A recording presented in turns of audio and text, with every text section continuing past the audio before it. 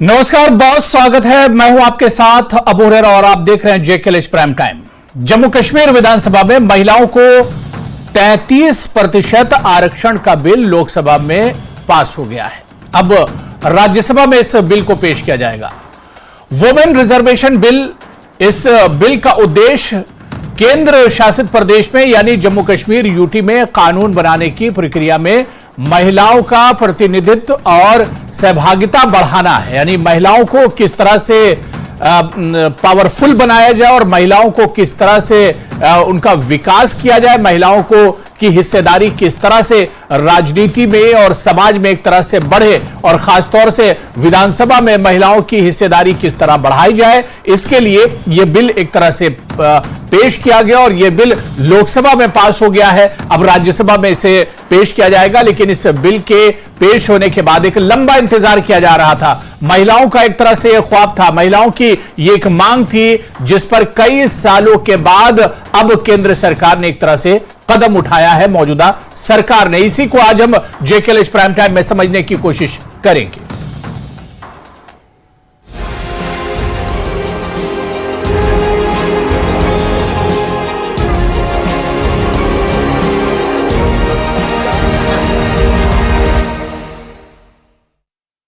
तो महिलाओं को 33% रिजर्वेशन का बिल पास हो गया और यह रिजर्वेशन होगा जम्मू कश्मीर असेंबली में, जहां पर सियासी ताकत महिलाओं की एक तरह से खवातीन की बढ़ेगी। इसी पर चर्चा करेंगे। बहुत खास मेहमान मेरे साथ आज इस चर्चा में जुड़ी हुई हैं। बहुत जल्दी अपने मेहमानों का आपसे इंट्रोडक्शन करा देता हूं, तारुफ करा देता हूं। मेरे साथ डॉक्टर दरक्षा अंद्राबी जी हैं, जो चेयरपर्सन है जम्मू कश्मीर वक्फ बोर्ड की और बीजेपी जम्मू कश्मीर की सीनियर लीडर हैं।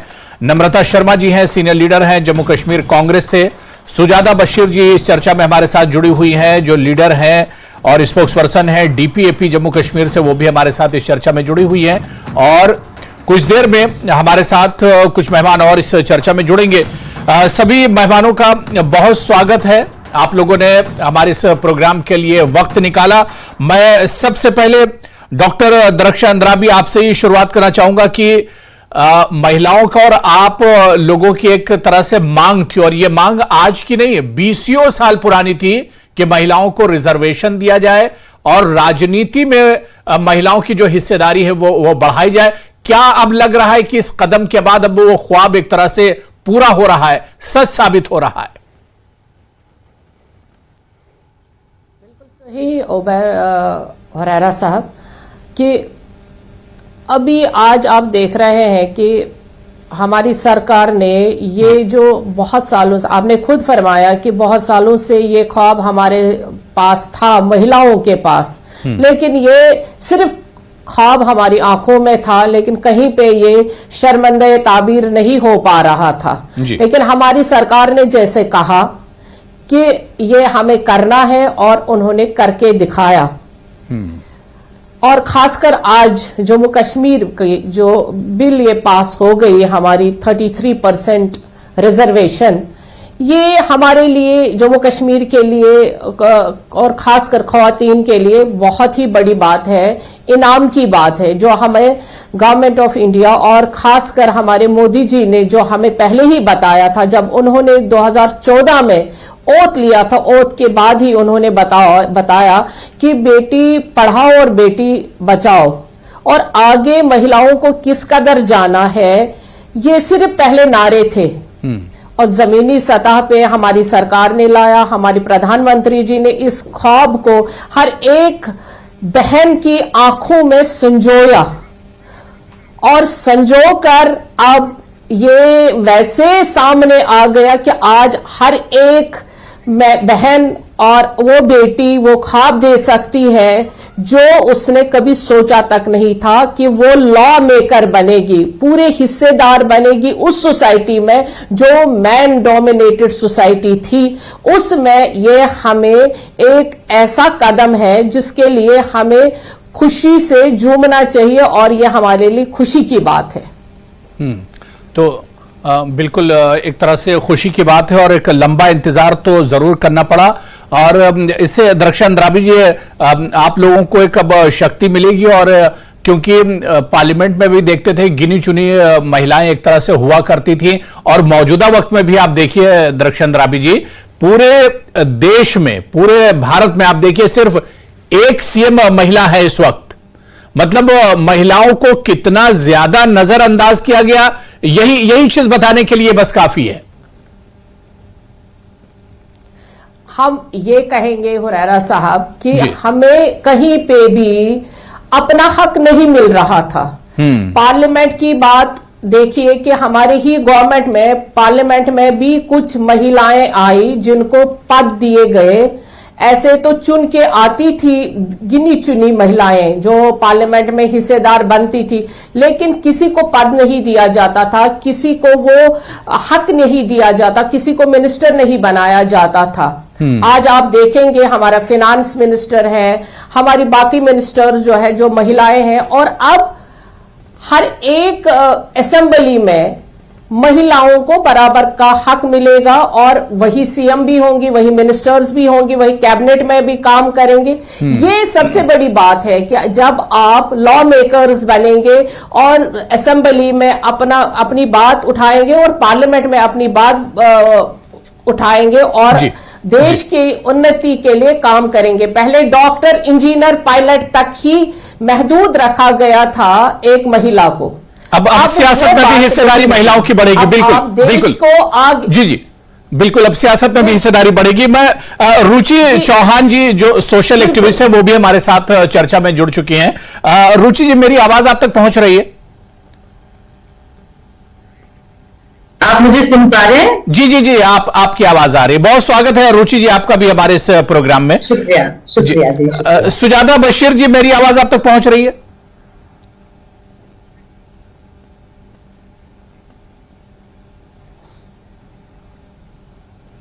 सुजाता बशीर जी, मेरी आवाज आ रही है?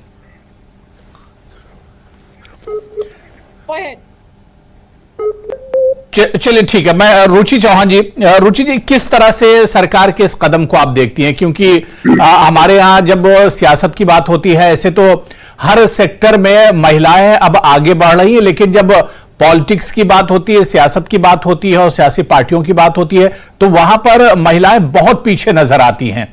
अब जम्मू कश्मीर में 33% महिलाओं का आरक्षण, एक तरह से रिजर्वेशन का बिल पास हुआ है, इसे किस तरह से देखती हैं? जी रैना साहब, शुक्रिया मुझे चांस देने के लिए, बोलने के लिए, अपनी बात रखने के लिए। बीजेपी के कार्यकाल में ये हिस्टोरिक डिसीजन जो पास हुआ है, इसको हम सब वेलकम करते हैं। और मुझे ये लगता है कि हमें महिलाओं के आरक्षण के साथ साथ उनका जो इमेंसिपेशन है उस पर भी अभी बहुत काम करना है।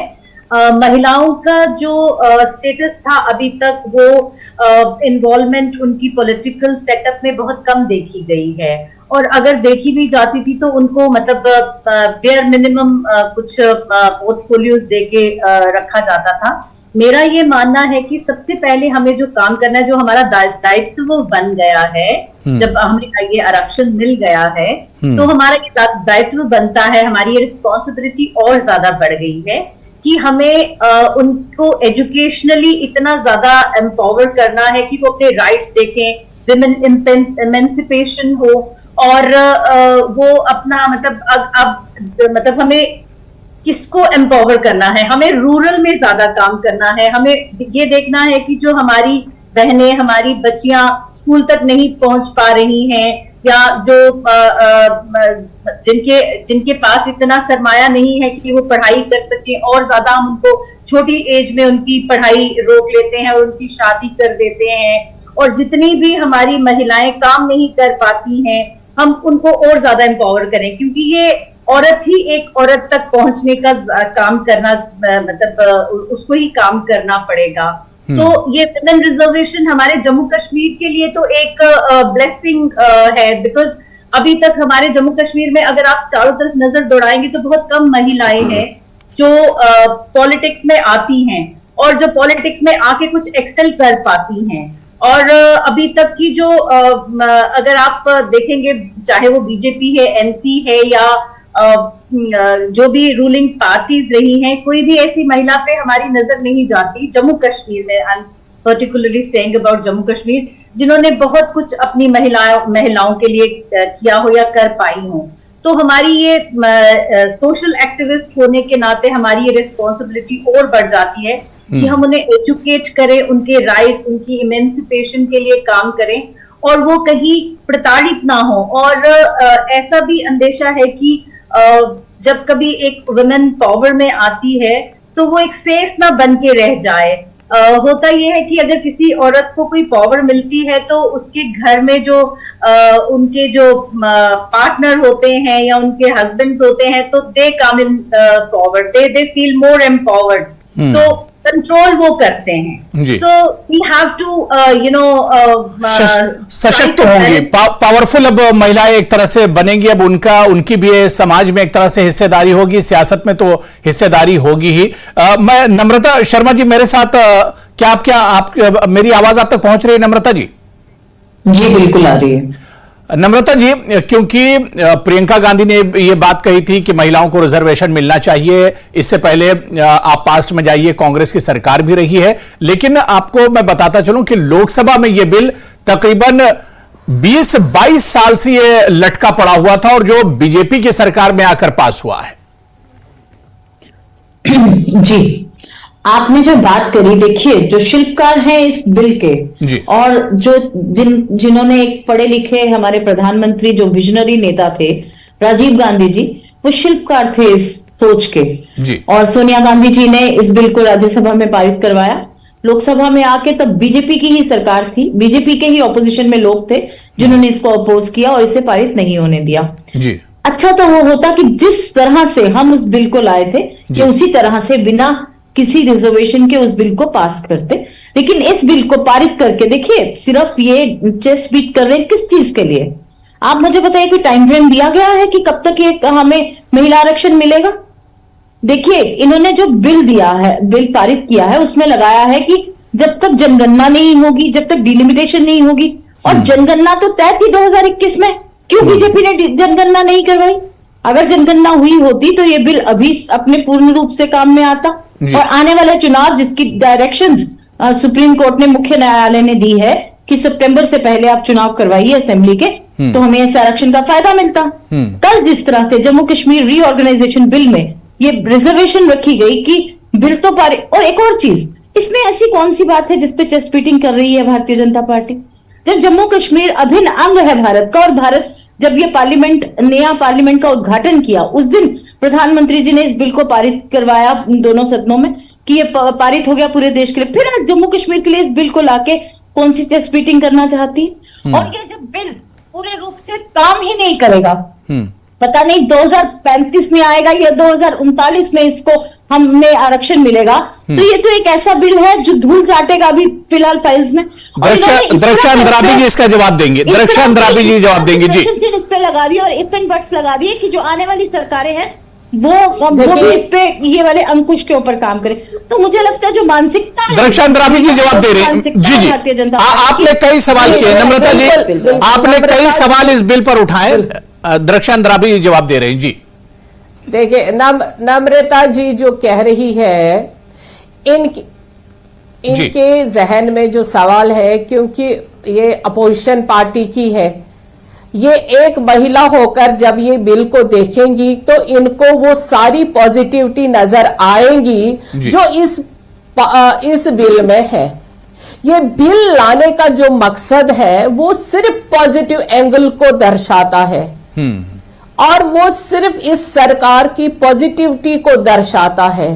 पहले सिर्फ बातें करी जाती थी। जब रीऑर्गेनाइजेशन अभी हमारा ये हुआ था, जब ये कह रहे हैं क्यों नहीं पहले किया गया और कब तक इसका लिमिट रखा गया, क्योंकि हम जो जितने भी हमारे कानून थे यहाँ पे, अब हमारा रीऑर्गेनाइजेशन हो रहा है, उसके बाद डीलिमिटेशन हुआ है, डीलिमिटेशन के बाद जितने भी कानून हैं उनको नए सिरे से हम यहाँ पे लागू करें, क्योंकि जो इलेक्शन कमीशन है उनको वो सारी चीजें चाहिए जो इलेक्शन के लिए मौजू होती है, उसके बगैर कहीं भी इलेक्शन नहीं होता है। नहीं तो क्या महिलाओं को अभी इंतजार करना पड़ेगा? ऐसे सवाल करना। नम्रता जी आप बोल सकती हैं, बीच में आप बोल सकती हैं। इंतजार तब तक ही करना। जी व्हाट इज रक्षा हम कह रहे हैं कि हमें पॉजिटिविटी को देखना है कि किस तरह से देश में महिलाओं को एक इज्जत दिया जाता है, उनको बराबरी का हक दिया जाता है, जो सिर्फ सेमिनारों में कहा जाता था। और आपकी सियासत में बराबर की हिस्सेदारी मिल रही, इससे बड़ी बात क्या हो सकती है हमारी सरकार की ईमानदारी का, कि जो हमने कहा वो हमने करके दिखाया और पार्लियामेंट में, लोकसभा में, राज्यसभा में चीजों को पास करवाया। बट यही हमारे लिए ज्यादा इम्पोर्टेंट है और हम इस पॉजिटिविटी के साथ दोनों लोग एक साथ बोल रहे, आवाज क्लियर नहीं आ रही। मैं नम्रता जी दोबारा से आ रहा हूं क्योंकि सुजाता बशीर जी बहुत देर से वेट कर रहे हैं, उनको भी मैं चर्चा में डिबेट में जोड़ लेता हूं, फिर मैं दोबारा से आ रहा हूं। नम्रता जी जो सवाल है आप वो उठाइएगा। मैं सुजाता बशीर जी, क्योंकि आप खुद एक पॉलिटिशियन हैं, सियासतदान हैं, और अब 33% क्योंकि रिजर्वेशन लोकसभा में पास हो गया, राज्यसभा में भी अब इसे पास का ये बिल जाएगा और वहां पर भी हो सकता है पास हो जाए, तो अब जो महिलाओं का और जम्मू कश्मीर की खवातीन का जो ख्वाब था अब वो शर्मिंदा ताबीर होगा। असेंबली में पहुंचेंगे अब आप लोग सियासत में आपकी हिस्सेदारी होगी।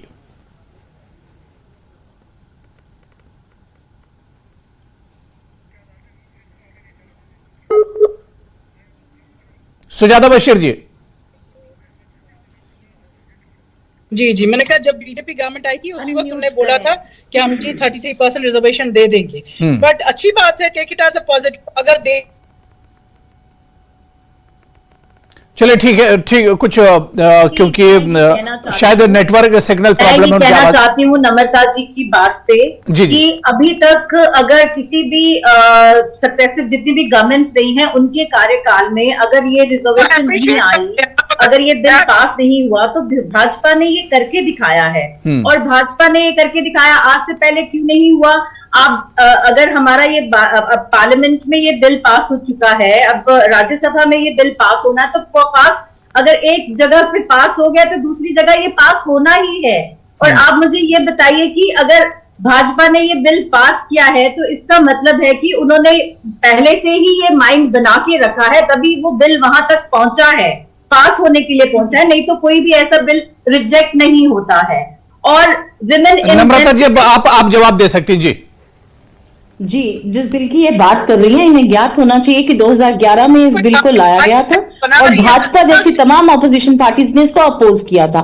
आज जबकि पूर्ण बहुमत की सरकार केंद्र के अंदर 2014 से थी, ठीक एक ऐसी टाइमिंग को फिक्स किया जाता है, चुनाव से पहले की टाइमिंग को, और इस बिल को पारित किया जाता है। लेकिन बिल को पारित करने के साथ साथ उसमें कंडीशंस लगाई जाती है कि जब तक जनगणना नहीं होगी। मुझे लगता है जो महिलाएं यहां बैठ के अपनी बात रखने की कोशिश कर रही हैं, मैं उनसे ये जानना चाहती हूँ कि अगर bill pay if and buts है और वो मिल नहीं रहा, आरक्षण सक्रिय राजनीति में जो महिलाएं हैं वो आज भी अपनी भागीदारी राजनीति के अंदर नहीं दे पाएंगी, तो इस बिल के आरक्षण का फायदा किसको होगा और कब होगा?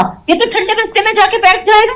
आप मुझे बताइए, इसमें कहा गया है कि सबसे पहले जरूरी है जनगणना, फिर उसके बाद डिलिमिटेशन। अभी चुनाव है 2024 के, इसके बाद जनगणना कहीं जाके 2026-27 में होगी। दरक्षेंद्रा भी आप जवाब दे सकती हैं, आप जवाब दे सकती हैं। जी दरक्षेंद्रा भी की पूरी रूपरेखा तैयार होगी। जो हमारा डिलिमिटेड, या तो ये चुप करे, मुझे अच्छा नहीं लगता बहस में।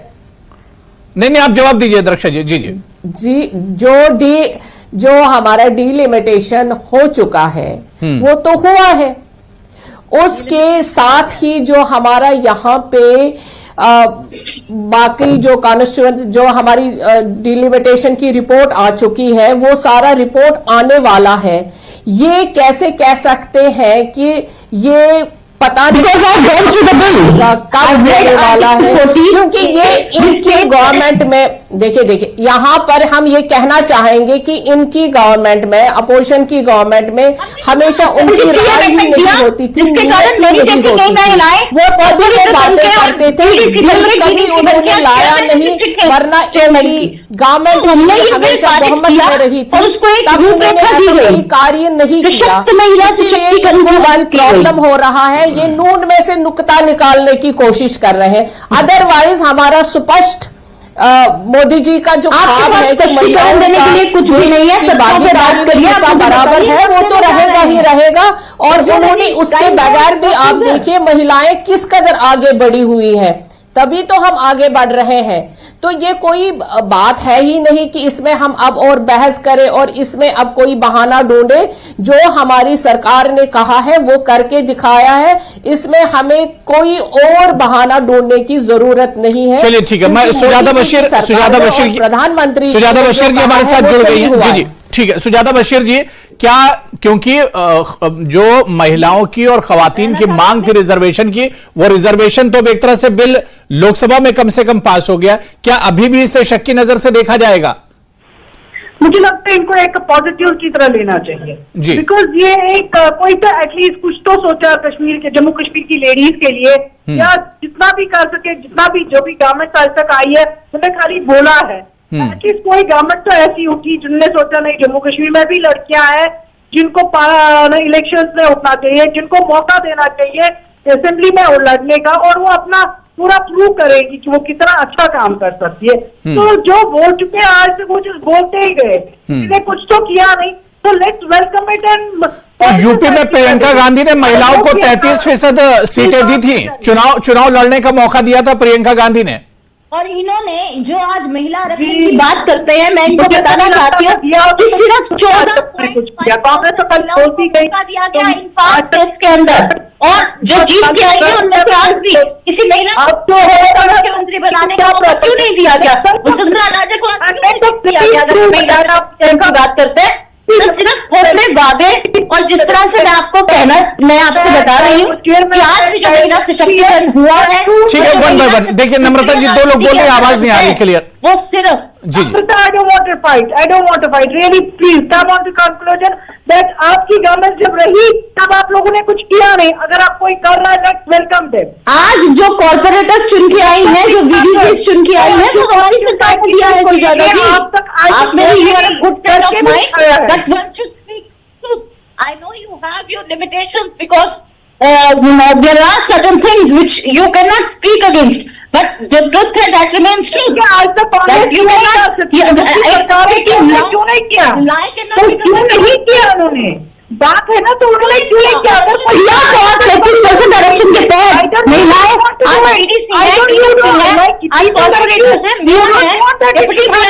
मुझे लगता है आप लोग इस डिसीजन से खुशी नहीं है, किसी को कुछ करने नहीं दिए।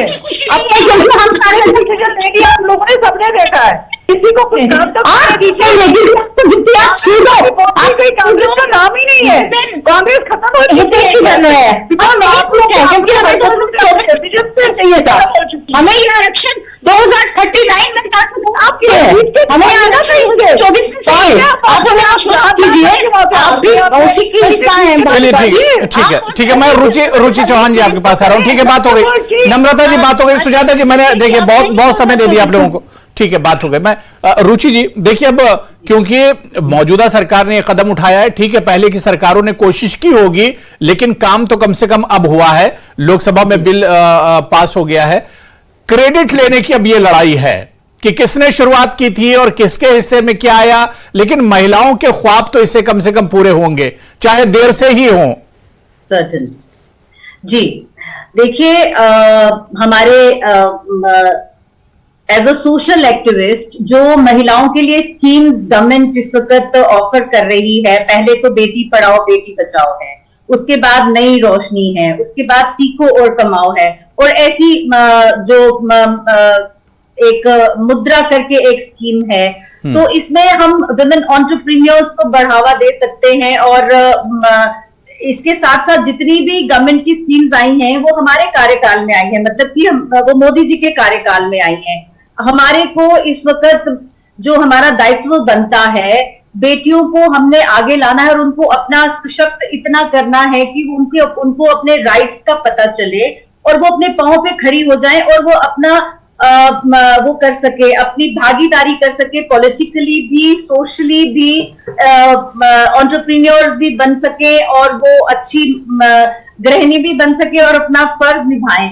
मतलब मेरा है कि उनको हमने हर फील्ड में इतना सशक्त कर देना है कि वो एक अपने पांव पे खड़ी एक खुद मुख्तार औरत बने और उसके साथ साथ वो उनको अपने हकूक के बारे में पता होना चाहिए है और उनकी जो पॉलिटिकल रिजर्वेशन आने से ये जो हमारी सरकार है उसका ये और दायित्व बनता है कि वो राइट काइंड ऑफ फीमेल्स को प्रोजेक्ट करें और किसी का मतलब किसी की वो प्रताड़िता ना हो कि मतलब किसी को विमेन रिजर्वेशन के लिए इसके साथ साथ हमें ये भी देखना पड़ेगा कि किसी को मेरे को हिंदी का कि हमें किसी को एक्सप्लॉइट ना करें, yes this is the word, exploitation ना हो हमारी।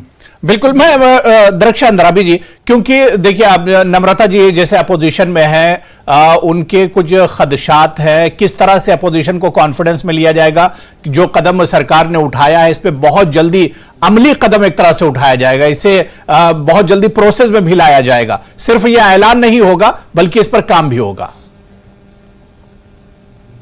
हुरैरा साहब, आपने देखा है और पूरा देश ही नहीं पूरी दुनिया अब इस चीज से वाकिफ है, जो हमारी सरकार ने चाहे कोई स्कीम है या कोई बिल है या कोई बड़ा कदम उठाया हमारी सरकार ने, वो जमीनी सतह पे अमलाया गया और हमारे ही टाइम पे एक ऐसी रोशनी की किरण पूरे देश में जगी कि जहां हम भी बात कर सकते हैं, यानी एक महिला सर उठा के बात करती है। आज अगर हम 4 महिलाएं या 5 महिलाएं आपकी डिबेट में बैठी हैं तो हम अपनी बात कर रहे हैं कम से कम। जो हमें सरकार ने अब ये हक दिया है कि आपके लिए सियासी प्लेटफॉर्म तैयार हो चुका है, अपने आप को तैयार करो, आगे आपको देश को, आपने रियासत को, अपने आप को भागीदारी मिलने वाली, ये तो हमें इस सरकार ने दिया है और तभी आप भी आज ये डिबेट कर रहे हैं। अगर ये चीज ही नहीं थी, सिर्फ हम ये कह रहे हैं,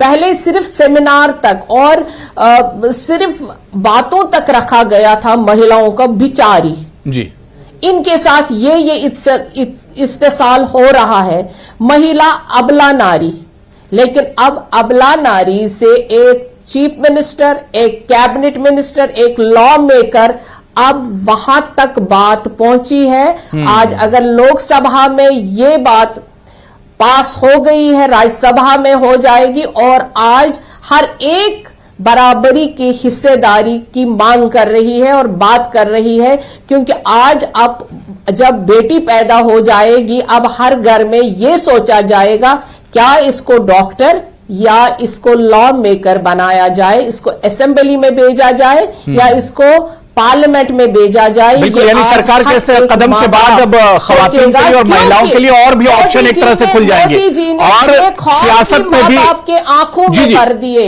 ये है हमारी सरकार। बिल्कुल, यानी अब महिलाओं के लिए बहुत से ऑप्शन भी खुल जाएंगे और सियासत में भी खवातीन की हिस्सेदारी बढ़ेगी और खवातीन के जो ख्वाब हैं वो एक तरह से अब पूरे हो पाएंगे। बहुत बहुत शुक्रिया, बड़ी अच्छी बातचीत हुई। डॉक्टर दरख्शां अंद्राबी जी हमारे साथ जुड़ने के लिए, नम्रता शर्मा जी आपका बहुत बहुत शुक्रिया, सुजाता बशीर जी और रुचि चौहान जी सभी का शुक्रिया इस चर्चा में जुड़ने के लिए।